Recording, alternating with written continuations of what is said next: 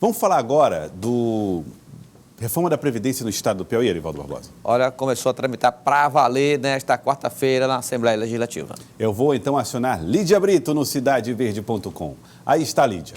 Lídia Brito, boa tarde para você. Lídia, hoje você viu por lá o secretário de governo, Osmar Júnior, lá na Assembleia Legislativa, que está tratando dessa história da tramitação da reforma da Previdência para os servidores estaduais. Boa tarde.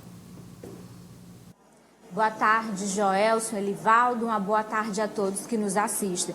Joelson, o secretário está tratando, como você disse, e tem uma participação, e teve uma participação especial nas negociações para que hoje o plenário da Casa aprovasse a tramitação da matéria em caráter de urgência. Osmar Júnior foi ontem pessoalmente à Assembleia, entregou a proposta, conversou com os deputados da base aliada, com o presidente da Casa, Temístocles, e apresentou a justificativa do governo do Estado para que essa matéria ela possa tramitar na Casa mais rápido e assim não corra o risco dessa discussão se estender até o final desse semestre, quando a Casa entrará em recesso. E hoje nós conversamos com o secretário Osmar Júnior, que explica como será essa reforma entregue pelo governo. Vamos acompanhar.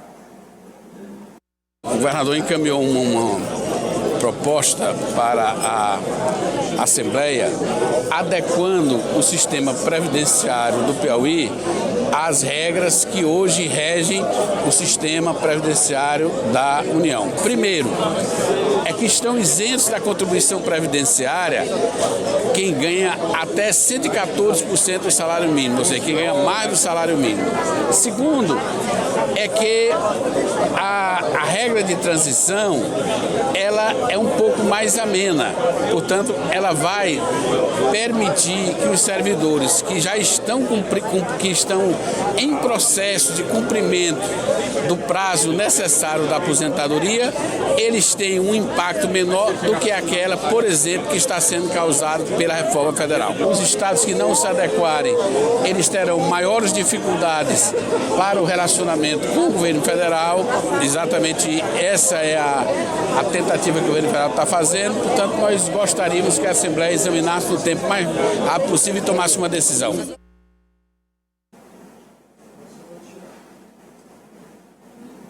A proposta encaminhada pelo governo deve aí impactar em cerca de 90 mil servidores entre ativos e inativos, e a expectativa do governo é que por ano ocorra aí uma diminuição do déficit em cerca de 200 milhões. Então, o governo trabalha com essa previsão como uma forma de pedir o apoio da bancada para que a matéria possa ser aprovada. E a oposição votou contra esse pedido de urgência e tem feito críticas ao governo do Estado, já que a oposição diz que essa matéria apresentada, essa proposta apresentada pelo governo do Estado, é muito parecida com a matéria aprovada pelo Congresso Nacional, e diz que o governo do PT foi um dos principais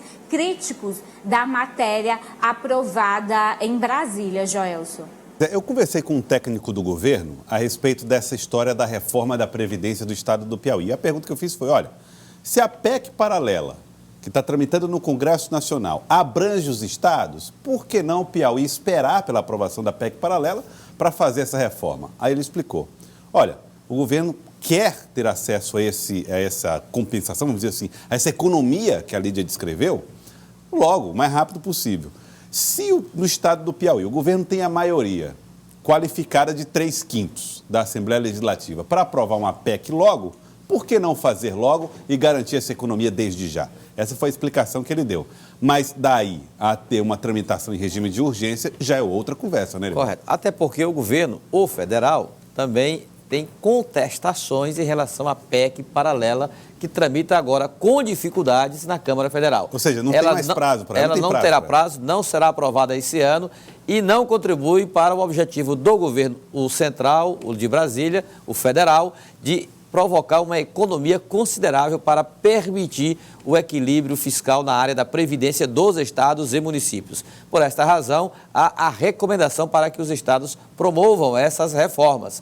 Isso já aconteceu em os dois, se não me engano, o Acre e um outro estado. E o Piauí... Acre, Tocantins, Ceará já pediu o texto para fazer também. Então essa aí tem sido...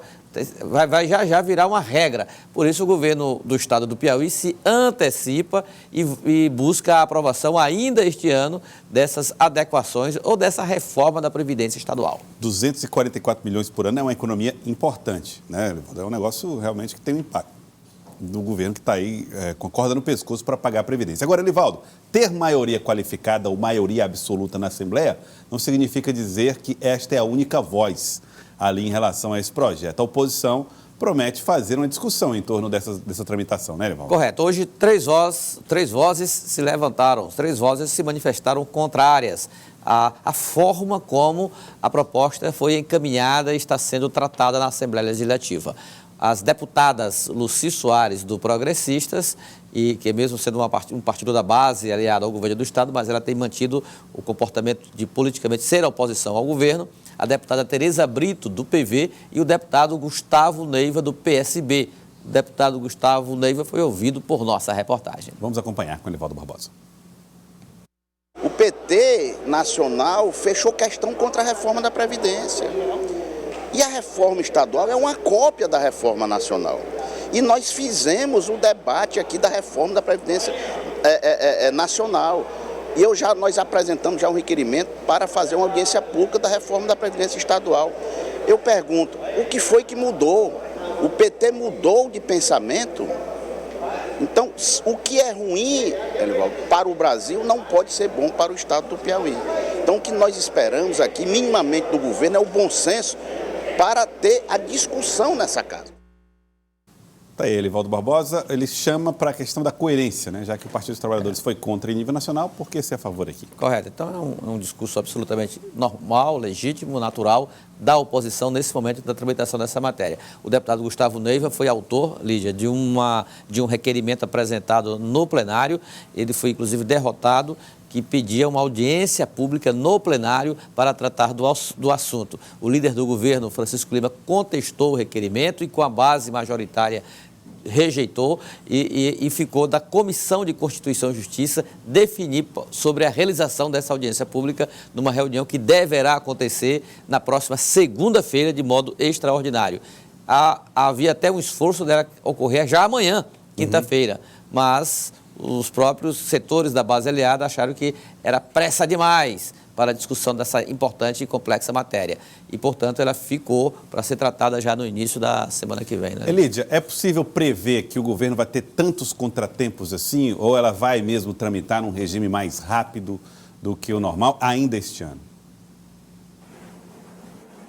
Apesar de ser uma proposta que é complexa e gera polêmica, né, porque envolve aí 90 mil servidores, o governo articulou muito bem a base antes de encaminhar essa proposta para a Assembleia Legislativa, dialogou com os parlamentares, pediu apoio do presidente da Casa, o deputado Temístocles, e conseguiu hoje essa aprovação em urgência, né? Na CCJ, o governo também tem a maioria na principal comissão da Casa e os deputados da base devem vetar essa proposta da oposição de realizar uma audiência pública, né? Nesse momento, o governo esperando essa tramitação em urgência, uma audiência poderia ser prejudicial para esses interesses do governo, já que a gente que acompanha, né, Livaldo, as audiências lá na Assembleia Legislativa, essas audiências geralmente geram muita polêmica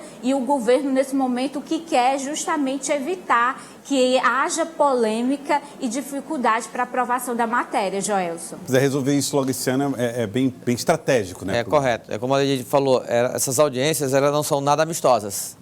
Elas são sempre muito discursos acalorados, com muitos protestos e tudo mais.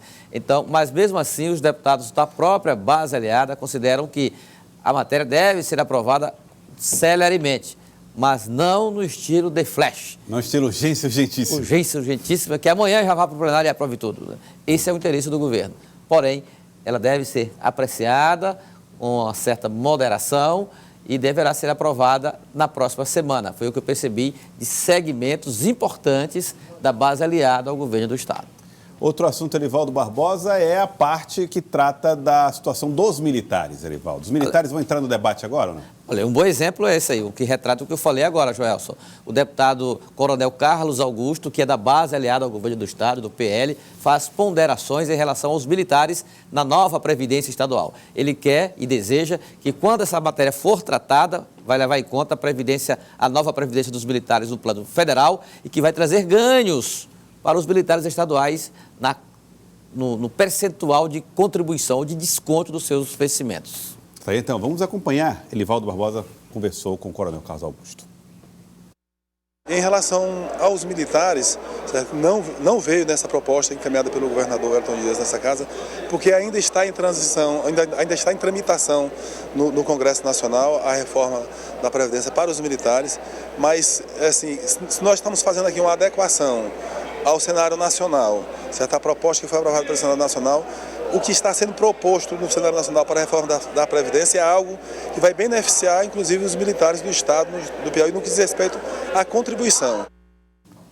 Tá aí, Elivaldo, mais um assunto complexo. Inclusive, em nível federal, houve uma aprovação ontem. Já foi aprovado no Senado Federal, agora vai para a Câmara, e por isso que o governo do Estado retirou os militares da proposta de adequação da reforma da Previdência Estadual. Retirou os militares. Por quê? Porque vai esperar o que a nova Previdência Militar vai definir no plano federal. Agora, o Coronel Carlos Augusto, que é um militar, que tem uma forte presença da Polícia Militar, já avisou que defenderá a manutenção, por exemplo, de um índice de desconto menor. Não sei como vai ser encarado no debate essa preocupação do Coronel Carlos Augusto. Porque tem vai que ser fechar redução. a conta, né? Tem que fechar. Quem vai pagar esse desconto aí, Coronel? Você prepare aí o argumento para convencer a área fiscal, a área econômica do governo, que não está descontando nem centavos. Que é o problema maior. Vamos lembrar, olha, o governo do Estado tira 1 bilhão e 200 milhões para a Previdência hoje. E sabe quanto sobra para investimento de acordo com a previsão do ano que vem? Só 128 milhões. Então, a maior parte está indo para a Previdência e nós, em investimentos, pouca coisa. Então, é preciso reformar para garantir esse fatia maior para investimento.